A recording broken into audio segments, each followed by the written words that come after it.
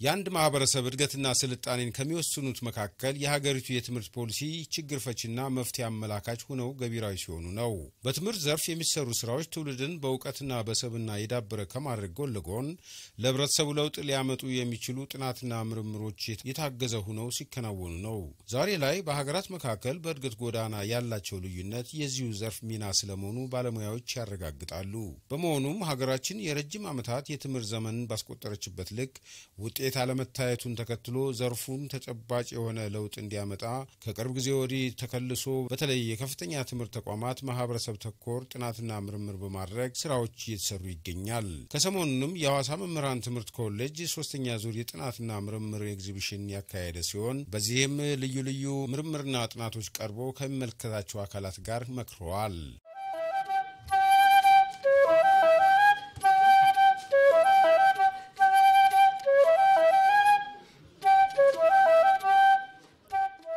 የሐዋሳ መምህራን ትምህርት ማሰልጠኛ ተቋም ከተቋቋመ ግማሽ ክፍለ ዘመን ያስቆጠረ ሲሆን እስካሁን ድረስ ከ90,000 በላይ መምህራንን አስመርቋል። ይህ አንጋፋ ኮሌጅ ከመማር ማስተማር ጎን ለጎን ከቅርብ ዓመታት ወዲህ በጥናትና ምርምር የታገዘ ለማህበረሰብ ለውጥና ለሀገር እድገት ተጨባጭ ውጤት ለማምጣት ከተለያዩ አካላት ጋር ቅንጅት ፈጥሮ እየሰራ ይገኛል። 3ኛው ዙርም የጥናትና ምርምር ሲምፖዚየም የዚሁ አካል ነው። ትምህርት የሰዎችን የኑሮ ሁኔታ የሚቀይር የሀገራትን የእድገት ደረጃ የሚወስን ተኪ የለሽ መሳሪያ መሆኑ ከታወቀ ቆይቷል። ሀገራት በትምህርት ተለውጠዋል። የበለጸጉ ያደጉ ተብለው በክብር ስም ተጠርተዋል። ሀገራት ደግሞ በትምህርት ስርዓት ውድቀት ወድቀዋል። ድሃ፣ ኋላ ቀር በሚሉ አስጸያፊ ስሞች ተጠርተዋል። ዓለም ዛሬ ወደ ደረሰችበት የእውቀት ከፍታ መድረስ የቻለችው በትምህርት ነው። የሰዎች ኑሮና ህይወት ከጊዜ ወደ ጊዜ እየተሻሻለና እየቀለለ የመጣውም በጥናትና በምርምር ነው።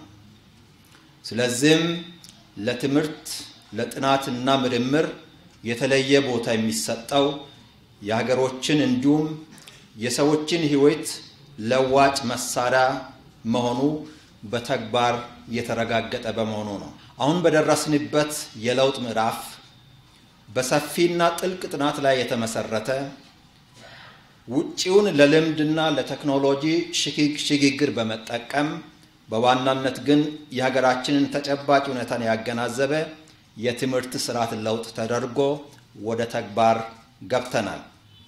ይህንን በየጊዜው በጥናትና በምርምር ጥንካሬውን እያጎለበቱና ጉድለቱን እየሞሉ መሄድ በጣም ወሳኝ የምሁራኖቻችን የቤት ስራ ይሆናል። ኮሌጃችንና ተመራማሪ ምሁራኖቻችን ይህንን ተልዕኳቸውን እየተወጡ በመሆናቸው አክብሮትን እየገለጽኩኝ ለበለጠ ውጤት እንዲተጉና ከሰሩት በላይ እንዲሰሩ ማሳሰብ ይወዳለሁ።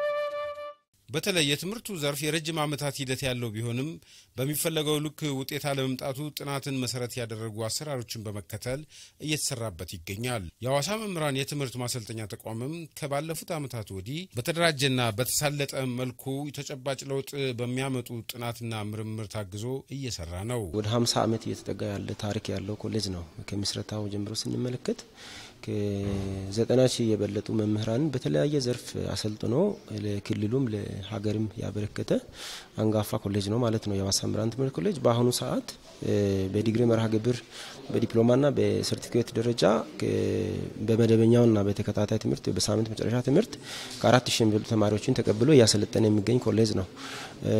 በመማር ማስተማሩ ዘርፍ እንደገለጽኩት ብዙ መምህራንን ብቁ መምህራንን አፍርቶ በማስተማር ብቻ ሳይሆን ከሀገር መሪዎችንም ጭምር ያበረከተ አንጋፋ ኮሌጅ ነው። በምርምር ስራዎችም ቢሆን ከተሰጡ ተልእኮዎች አንደኛው ምርምር ስለሆነ በምርምርም ጥሩ እንቅስቃሴ እያደረገ የሚገኝ ዛሬ ደግሞ ያከናውንን የምንገኘው 3ኛ የምርምርና የኢኖቬቲቭ አይዲያስ ሲምፖዚየም ብለን ነው የገለጽነው። ያው ኢኖቬቲቭ አይዲያስ ማለት አዲስ ምጡቅ የሆነ ሐሳብና አይዲያ ማለት ነው። ይህንን ያደረግንበት ዋናው ምክንያት ምርምሮች የትምህርትን በትምህርት ላይ ያሉ ችግሮችን ለመፍታት በደንብ የታሰበበት የተጠናበት ጥናት መካሄድ አለበት። ምክንያቱም ችግሮቹን መለየት ያስፈልጋል። የተለዩ ችግሮች ላይ መላምትን በማስቀመጥ እሱን በመመርመር መጨረሻም ላይ ይሆናል የተባሉ ምላሾችን በመስጠት ነው ምርምር የሚካሄደው። ይሄ የጥናትና ምርምር ቲም አለ፣ ዩኒት አለ። እዛ ውስጥ ነው የምሰራው። በዛ ላይ ምንድነው ያደረግናቸው እነዚህ ግሪን ሃውሶች ከጀርባ የምንመለከተውን ግሪን ሃውስ ለምርምር የሚመች ለተማራማሪዎች የሚመች ጥሩ ስፍራ አዘጋጅተናል። እንደገናም ደግሞ በተጨማሪ እዚህ የአሳ የፊሽ ፖንድ አለን። እሱም የመማር ማስተማሩን በማገዝ አቋያ እንደገናም ደግሞ በምርምር ለህብረተሰብ አገልግሎት ሊውል በሚችል መልኩ ምቹና ጥሩ በሆነ ሁኔታ ኮሌጁ አዘጋጅቷል። ጥናት ያደረግነው በቅድመ መደበኛ ላይ ህፃናቶች የድምጽ ልየታውን እንዴት ነው የሚማሩት? መምህራኖች በክፍል ውስጥ ተማሪዎችን እንዴት ነው የሚያስተምሩት? መማር ማስተማሪያ አካባቢዎች ምን ይመስላሉ? ክፍል ውስጥ ተማሪዎች ተገቢ የሆነ እርዳታን ያገኛሉ ወይ አያገኙም? ክላስ ውስጥ ምቹ ሁኔታ አለ ወይ የለም በሚለው ነው። በተለይ በአዋሳና አዋሳ ዙሪያ ያሉ በሲዳምኛ ቋንቋ አፋቸውን በፈቱ ልጆች ላይ ነው ጥናት ያደረግነው። በዚህ መሰረት ጥናቱን ባደረግን ጊዜ የተለያዩ ትምህርት ቤቶችን ለማየትና መረጃዎችን ዞረን ለመሰብሰብ ሞክረናል። ባደረግነው ጥናትና ምርምር አሁን ላይ ያለው የክፍል ውስጥ የመማር ማስተማሩ ሂደትን ስናይ በተለይ መጀመሪያ የሚነሳው የኛም ጥናት ትኩረት የሚያደርገው የመምህራኖች ማስተማር ጋር የተያያዘ ነው። መምህራኖች እንዴት ነው የሚያስተምሩት? መምህራኖች ለራሳቸው ለማስተማር የሚያስችል በቂ ግንዛቤ አላቸው ወይ? በቂ ዕውቀት አላቸው ወይ የሚለው ነው። ይሄ የዛሬው ሲምፖዚየም በጣም አስፈላጊ ሲምፖዚየም ነው። ትምህርት ብዙ ጊዜ በክፍል ውስጥ ብቻ የሚያልቅ ነገር አይደለም። ሪሰርች ይሉታል ፈረንጆች። እንደገና መፈለግ ማለት ነውና መፈለግ ነው፣ ማጥናት ነው፣ መማር። አስተማሪ ራሱ ተማሪ ነው። ይማራል፣ ይሰራል፣ ሪሰርች ያደርጋል፣ ይፈልጋል፣ ያገኛል። እና ዋናው ነገር ሪሰርች ብዙ ጊዜ ይሰራና ሼልፍ ይቀመጣል። እንደዛ አይነት ሳይሆን ተግባራዊ እንዲሆን መጀመሪያውኑ ጋፑን አግኝቷል ወይ?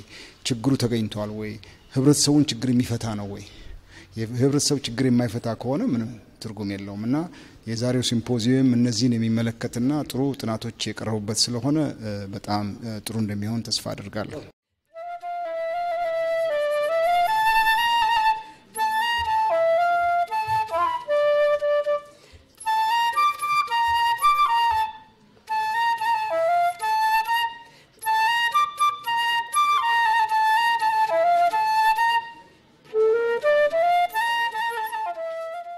በመድረኩ ላይ ከ14 በላይ ልዩ የጥናትና ምርምር ስራዎች ቀርበው ለዘርፉ ግብዓት ከመሆን ባሻገር ለሀገር እድገት አበርክቶ ያላቸው ሐሳቦችና የመፍትሄ አቅጣጫዎች ላይ ተሳታፊ አካላት ተወያይተውበታል። በማህበረሰብ አገልግሎት ዘርፍም ደግሞ ያሉ ችግሮችን ለመፍታት በትምህርትና በምርምር በጥናትና በምርምር ሲታገዝ ነው የማህበረሰብን ችግርም የሚፈታው። ስለዚህ በዚህ በሶስተኛ አመት የምርምርና የጥናትና ምርምር ሲምፖዚየም ላይ ከ14 የሚበልጡ የምርምር ስራዎች የሚቀርቡ ሲሆን እነዚህ ስራዎች የትምህርትን ችግር የሚፈቱ የማህበረሰብን ችግር አድሬስ የሚያደርጉ በመማር ማስተማር ሂደት የሚገጥሙ ችግሮችን በምርምር በማሻሻል የሚፈታበትን ሐሳብና ምክር ሐሳብ የሚሰጡ ናቸው። ከኮሌጅ ዘለው በክልል ደረጃ በሀገር ደረጃ ያለውን የትምህርት ችግርን ሊፈቱ የሚችሉ የተለያዩ የምርምር ስራዎች የሚቀርቡበትና ሐሳቦች የሚለዋወጡበት ውይይት የሚካሄድበት መድረክ ነው። ኮሌጅ ውስጥ ብዙ የምርምር ስራዎች ይሰራሉ። በተለይ ደግሞ ኮሌጅ ውስጥ ያሉ መምህራን በጣም ብዙ የምርምር ስራዎችን ያካሂዳሉ። የመማር ማስተማር ሂደት በምርምር ሲደገፍ በጣም ጠንካራ ትውልድ ለመፍጠር ያግዛል። በእንደዚህ አይነት ሁኔታ የተፈጠረ ትውልድ ብቁ ጠንካራና ሬዚሊየንት የሆነ ተቋቋሚ የሆነ ትውልድ ለመፍጠር ያስችላል። ያን ተከትሎ ይሄንን ስለሚያምን የኛ ኮሌጅ ማዕከል አድርጎ ከሚሰራባቸው እንደ አካዳሚክ ኤክሰለንስ ያሉ ኮሚኒቲ ኢንጌጅመንት ካሉ መካከል አንዱ የሪሰርች ኤንድ ኢኖቬሽን ነው። ያ ደግሞ በጣም ትልቅ ፋይዳ ነው ያለውና በዚህ ኮሌጅ ውስጥ ለምሳሌ እኔ እዚህ ሆኜ የፒኤችዲ ስራዬን የሰራሁበት አንድ የምርምር ስራ አለ የባዮቻር ላይ ነው ሰርቼ የነበረውና እሱ ማለት በዓለም አቀፍ ደረጃ የመጀመሪያው ሪፖርት ሆኖ ይፋ ሆኖ ወጥቷል እና በጣም ትላልቅ ሪሰርቾች እኔ ብቻም ሳልሆን ሌሎች የስራ ባልደረቦቼ በጣም ትላልቅ ሪሰርቾችን በዚህ ግቢ ሆነው ሰርተዋል። በተለይ ድጋፍ ከማድረግ አኳያ በተለይ ከስልጠና ጋር በተያያዘ ረጅም ጊዜ የሰለጠኑ መምህራኖች ናቸው ከ5 እና 6 ዓመት በፊት የሰለጠኑ ናቸው ግን ሙያቸውን ለማሳደስ ወይም ለማሻሻል ተከታታይ የሆነ ስልጠና ያስፈልጋል። እነዚህ ስልጠናዎች ምናልባት ጥቂት ትምህርት ቤቶች በተወሰኑ ግል ድርጅቶች የሚሰጣቸው አሉ። በተለይ ኤስኦኤስ የሚባል ድርጅት የሚሰጣቸው የተወሰኑ ትምህርት ቤቶች አሉ። ይህ የግል ድርጅት ያደረጋቸው ትምህርት ቤቶች አንደኛ በመማር ማስተማሪያ አቅርቦት የተሻለ እንደሆነ አይተናል። መምህራኖችም 2-3 ስልጠና ስላገኙ ክፍል ውስጥ አተገባበራቸው ከሌሎች ካልተሳተፉት ጋር ሲታይ የተሻለ መሆኑን አይተናል። ትምህርት ብቻውን ትምህርት እኮ በዓለም በጣም ደህና ትምህርት ከፍተኛ አሁንም ያለው ትምህርት የደረሰ ከ100 ዓመት በላይ ታሪክ የለውም። ነገር ግን ከትምህርት በፊትም ብዙ ስልጣኔዎች ነበሩና ትምህርት ብቻውን ችግር አይፈታም። አብሮ ጎን ለጎን ግን ሌሎች ነገሮች አስፈላጊ ይሆናሉ እና ትምህርት ግን ቁልፍ ነው። ችግር ለመፍቻ ቁልፍ ነው። አንዱ ቁልፍ ነው እንጂ ብቻውን አይደለም። ሰውም ያስፈልጋል።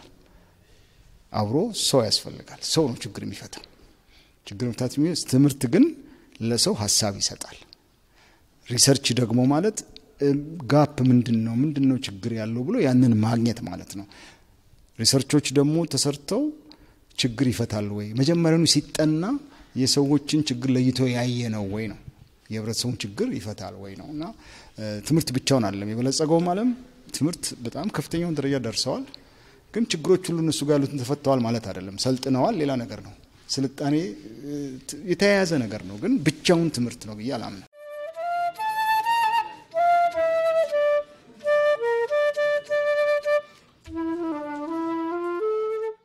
የኢትዮጵያ ዘመናዊ የትምህርት ሂደት ውጤታማ ለመሆን ተቋማቱ አዳዲስ ፖሊሲና ስትራቴጂዎች ተዘጋጅተው በጥናትና ምርምር በመታገዝ የህብረተሰቡን ችግር ፈቺ እንዲሆኑ ለማስቻል ያለመ ስራዎች እየሰሩ ናቸው።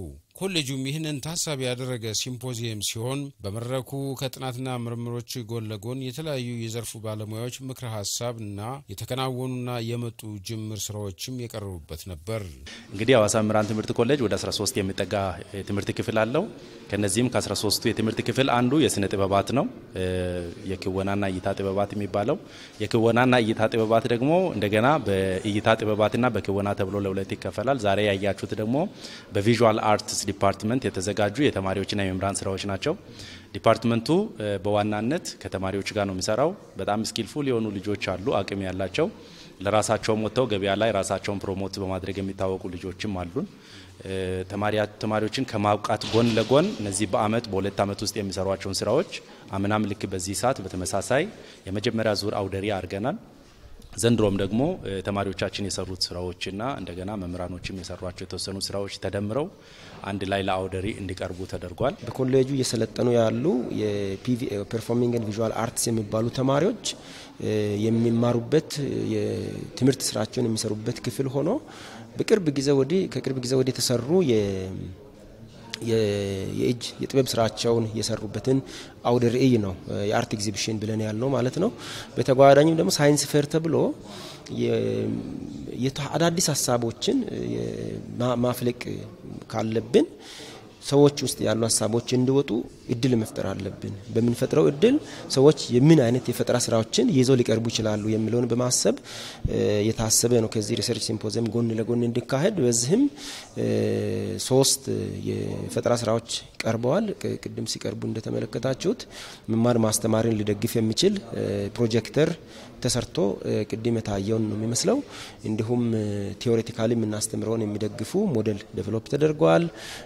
በተማሪዎችም ደግሞ የተሰሩ እንደዚሁ ከወዳደቁ እቃዎች የተነሱ ስራዎችን የመምህርን ህይወት የሚያደንቁ የመምህርን ላይፍ በጣም ፕሮሞት የሚያደርጉ ስራዎች ቀርበው የተመለከትንበት ሁኔታ ነው ያለው። ዛሬ ያዘጋጀሁት በጣም ባጭር ጊዜ ውስጥ ዲኤንኤ ስትራንድ ይባላል ከባዮሎጂ ኮርስ አንዱን ጄኔቲክስ የሚባል ኮርስ እናስተምር እዛ ቶፒክ ውስጥ ያለ ርዕስ ነው ዲኤንኤ ማለት ፍሮም ከእናት ከአባት ወደ ልጅ የሚተላለፍ መረጃዎች ናቸው ኢንፎርሜሽኖች ናቸው ያ ስቶር የሚሆንበት የሚቀመጥበት ቦታ በሴላችን ውስጥ ዲኤንኤ እንለዋለን ያ ዲኤንኤ ሞለኪውል ደረጃ ነው we can't observe with our naked eyes ባይናችን ማየት አንችልም ያን በሞለኪውል ደረጃ ያለው ነገር አውጥተን ለተማሪዎች ቲዮሬቲካል ከማስተማር ይልቅ በዚህ መልኩ አስተምረን የዲኤንኤውን ሳይንስ ብናስተምር የተሻለ ይሆናል ብዬ አስቤ ያዘጋጀሁት ነገር ነው ማለት ነው አርት በራሱ እንደ ሪሰርች ነው ራሱን ችሎ ልክ እዛ መድረኩ አለ ሲምፖዚየም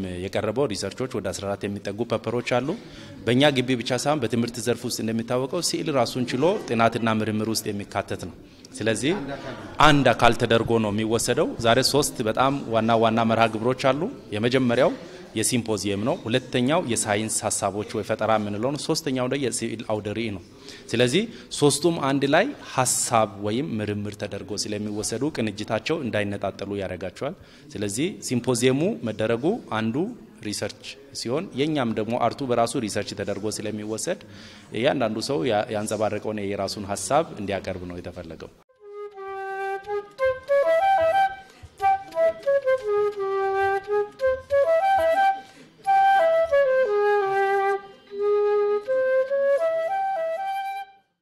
እየተካሄደ ባለው ሶስተኛው ዙር የጥናትና ምርምር ኤግዚቢሽን መድረክ የጥናትና ምርምር ውጤቶች የቀረቡበት ሲሆን እነዚህም ስራዎች የህብረተሰቡ ችግሮች ላይ ትኩረት ያደረጉ ናቸው በዚህም በተለይ በትምህርት ዘርፍ የራስን ችግር በራስ መፍትሄ ማዘጋጀት ለነገ የሚባል ጉዳይ አለመሆኑን ነው የዘርፉ መምህራን አስተያየት የሰጡ ምርምር ባህል መሆን አለበት ብለን ነው የምናምነው እንደ ኮሌጅ አሁን የሶስተኛ ስንል ተከታታይ ላለፉት 2 አመታት ተከታታይ አካሄደናል ከዚህ በፊት አልተካሄደም ማለት አይደለም ተካሄዶ ሊሆን ይችላል ነገር ግን ቀጣይነት ባለው መልኩ ከዚህ በፊት ምን ተሰራ የተሰራው ስራ ህዝቡ ላይ ምን ተጽዕኖ አመጣ ትምህርት ላይ ምን ተጽዕኖ አመጣ በመማር ማስተማር ላይ ምን ለውጥ አመጣ አሁን እየተካሄዱ ያሉ ወይም ተካሄደው አልቀው ለህትመት የበቁ እንዲሁም ለህትመት እየተዘጋጁ ያሉ እንደዚሁም በአውደ ርዕይ ቀርበው ውይይት ተደርጎባቸው ጉዳዩ የሚመለከታቸው አካላት ከዚህ የሚተላለፉትን መልእክት በጥናቱ የቀረቡ ሐሳቦችን ወደ የቤቶቻቸው ይዘው ሲሄዱ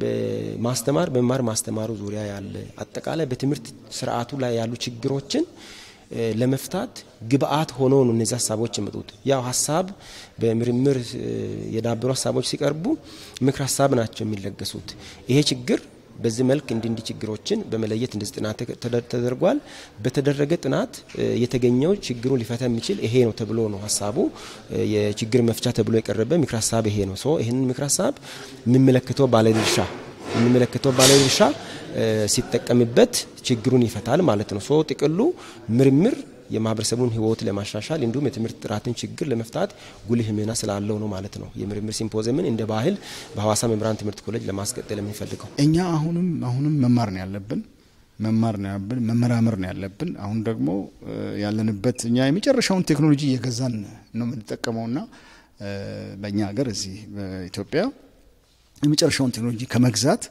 እሱን አሁን ቅድም ያዩዋቸው እዚህ የፈጠራ አይነት ሐሳቦች ወደዛ ሊያመሩን ይችላሉ ወደ ችግር መፍታት ሊያመሩን ይችላሉ ሁሌ አዲስ ቴክኖሎጂ እየገዛን ቴክኖሎጂ ደግሞ እየቀደመን ያለውና ያ እንዳይሆን እኛ አሁንም መማር ነው አሁንም መመራመር ነው ያምናለሁ የሲምፖዚየሙ አላማ በአመት ውስጥ በግቢው የተሰሩ ሪሰርቾችን ሰብሰብ አድርጎ ባለድርሻ አካላቶችን ጠርቶ የተገኙ አዳዲስ ግኝቶችን ይፋ ማድረግ ማስተዋወቅ በቀጣይ ደግሞ ሊወሰዱ የሚገባቸው እርምጃዎች ሪኮመንዴሽኖችን ያስቀምጣል እነዛ ባለድርሻ አካላት እነዚህን ይወስዱና ቀጣዩን እርምጃ ደግሞ ይሄዳሉ ይሄንን ደግሞ የሚያዩ ሌሎች ለሪሰርች ይነሳሳሉ ለፈጠራ ይነሳሳሉና ይሄ በጣም ትልቅ ፋይዳ ነው ያለው ለአንድ ተቋም ለአንድ ኢንስቲትዩሽን እንደኛ ላለ ትልቅ ተቋም መማር ማስተማር ሂደት ላይ ለተሰማራ በጣም ትልቅ ፋይዳ ነው ያለው ተማሪዎቻችንም አሉ ተማሪዎች ይሄንን ሲያዩ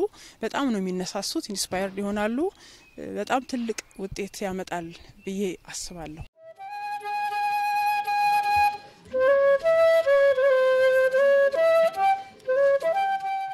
የሐዋሳ መምህራን ትምህርት ኮሌጅ በኢትዮጵያ መምህራን ትምህርት ስልጠና ኮሌጅ ታሪክ አንጋፋ ሲሆን በዚህ የ5 10 ዓመታት እድሜው ከ90 ሺህ በላይ የዘርፉን ምሁራን አስመርቋል። ከቅርብ ዓመታት ወዲህ ግን በምርምርና ጥናት በመታገዝ ለማህበረሰብ ለውጥና ለሀገር እድገት ታላሚ ያደርጉ ስራዎችን እየሰራ ይገኛል። ሶስተኛው የጥናትና ምርምር ኤግዚቢሽን ሲምፖዚየም የዚሁ አካል ነው።